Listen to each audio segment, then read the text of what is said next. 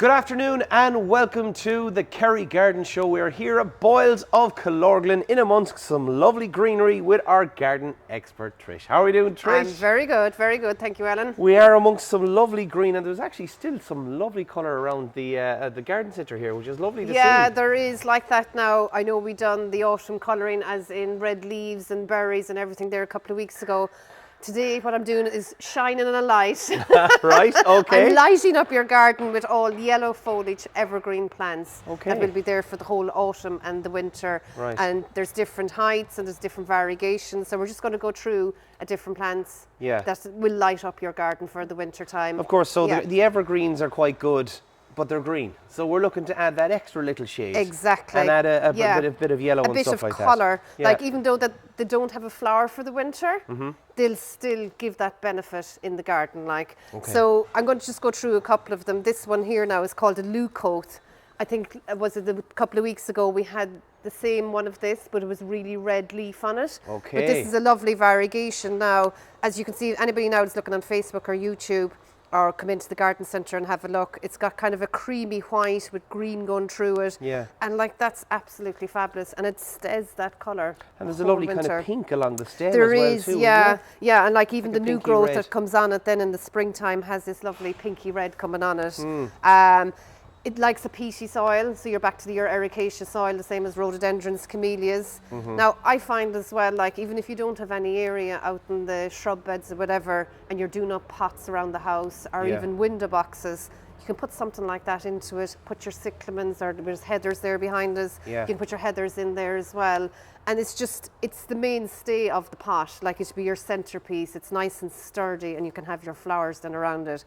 But if you were planting that into the garden and you feel that you have a lovely lot of perennials and they'll actually be dying down this time of the year and you're looking for something evergreen and a nice bit of colour, because you've had so much colour in that garden like for the year, and then you want something for the winter time and you could put this. And as I said, from a distance it looks like a light in the shrub bed. Yeah, Do you know, so and I guess that's the thing, because people can get so kind of caught up in the actual season and getting darker and everything like that, and they just kind of go, right, well look, we'll leave the garden and we'll just leave it at that now for a while, and we'll come back at it the spring. But like we've already covered, you know, the amount of work you can do in regards to bulbs and planting and stuff. Exactly. But this is just giving your instant colour. Instant colour, and you can just replacing add it stuff. in. I like the idea as well, what you're saying there about replacing, you know, some flower pots that could be died and gone away, and putting them into it. And like that, like you always have it there from year to year.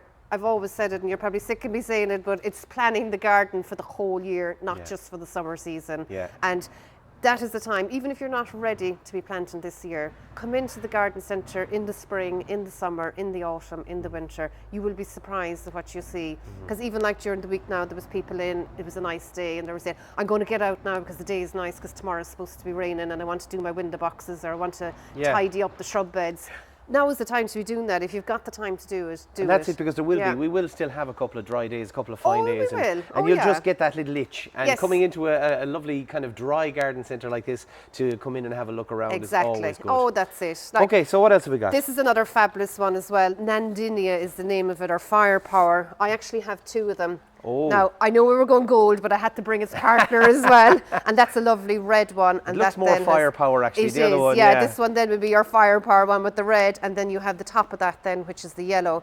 They grow to about 1 metre in height, any type of soil, as long as it's not too wet. Okay, any type of soil. Any that's type good. of soil so will do very, those. very but useful they're fabulous. And again, something that can be grown into a pot as well if you wanted to, because they've actually got the height on it then as well. Okay. But both of them are fabulous, and both evergreens as well. Okay. So they're quite nice. Right. And of course then everybody likes a little conifer that they can plant inside in a pot, or again out in the ground. Now if that was planted in the ground, it can grow to about 15 feet high. I was just about to wonder now, because that's nice and small, and you're talking about putting it into a pot, but don't they grow quite big? They do.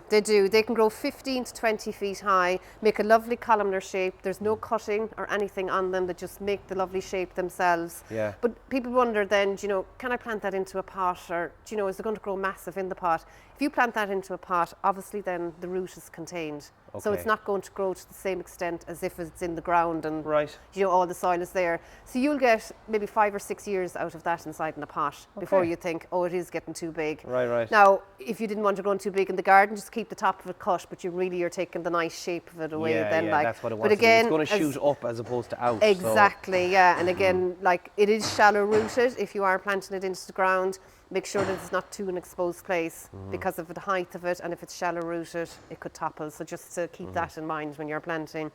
Okay, so let's keep going with the variegated now as well and go back to that. So we've got, this is a lovely little one here. Coprosmia is the name of it. Again now, lovely creamy yellow centre to it with a green, and the leaf is actually waxy as well. It is actually very, I was just looking at there, there's like some shine on it. I thought you might have done something before you got it. No, I wasn't out with the polish on the cloth before you came. But like that now, because it's waxy, it means that it can grow out beside the sea. Okay. So the salt won't affect that. So if you're in a seaside area looking for that bit of colour and the brightness in the garden over the winter time, the Coprosmia is a lovely one. And it comes in a lot of other different colours. Because I'm just doing kind of a gold theme today. Yeah, we kept with that one. It comes in the reds as well. So there's a couple of different varieties you can look into if you're interested in that.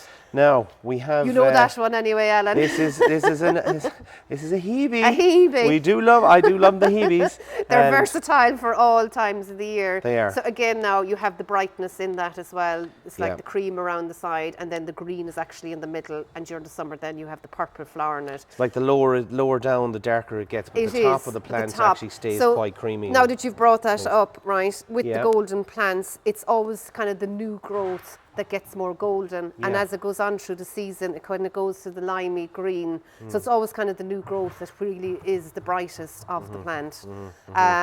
These are lovely then as well. I've got 2 different types of them now, the heucheras they're called. Oh, the heucheras. Yeah, and they are absolutely fabulous. Like you've got one there now, it's green, well I suppose it's a goldy green, limey green, and then it's got like a purple blotch in the middle of it. Yeah, it's like a maroon, kind of a maroon blotch in the middle, which kind of looks... if you've got shrub beds and you're looking for something along the border, along the edge, these are excellent. Do you know, they'll only grow to about maybe 12, 14 inches in height and spread out about the same in width, make a nice little mound, and they're fabulous. Like, and they just flow in the wind. Like you see, I love how the underside of that underside of that then is red, beautiful. and then it's kind of like, it's a marmalade, I think is that one, a heuchera marmalade. So you can see the top of it is the marmalade colour. And again, very hardy then as well, but don't put it in too wet of a place. Okay, so they don't like the wet soil, no? They don't like it very, very wet, they kind but of look, normal. They look as if they would, kind of suit and stuff like that. They prefer. Now we have, of course, the euonymus, which are the shrubs that you'd be talking about. They're invaluable, really. The euonymus are fantastic. Again, evergreen all year round. Different forms of variegation. The one you have in your hand is very, very golden around the edges. Yeah. And then the other one is a real small one. It's creamy in the middle. And a real dark green as well, a real dark green. Really and that's nice. Another ideal one that could be used in a border or used in your pots or your window boxes over the winter time as well. And do they cover much ground? No. No, so they always euonymus, actually, even there was a lady in here, she's got, I bought that, she says, I don't think it's doing, she says, it's like the same size. It's not fast growing. It's slow. Oh, it's not. It's not fast growing at all. Right. So when you plant it, when it says dwarf, it says dwarf. It's gonna stay there. Yeah. But everybody no matter how much growth things you throw into it, it so won't. like they're ideal in your pots and your window boxes. Everybody thinks when you're doing up your window box for the winter that it's flowers. We need flowers and flowers. But bring in your shrubs as well. It'll make such a difference, and it just packs in the box then as well.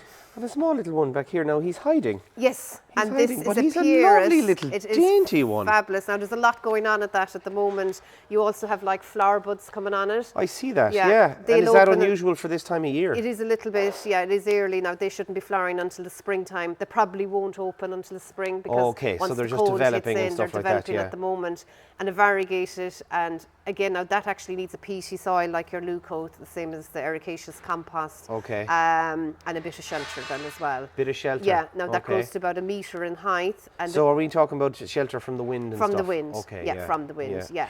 So I suppose when you're planting things this time of the year, obviously the conditions will be wet and windy or whatever. So you get a better idea of your garden as well as to, oh my goodness, the breeze really comes in on this side. So just take note of these things in the garden, even if you're not planting or not, so that you have a fair idea going, that side of the house is so exposed and the other one is a little bit more sheltered. So you'll know which plants to be planting then. And I remember last month I was asking you about whether the ground might be a bit too saturated, and you were saying, oh no, it is fine now.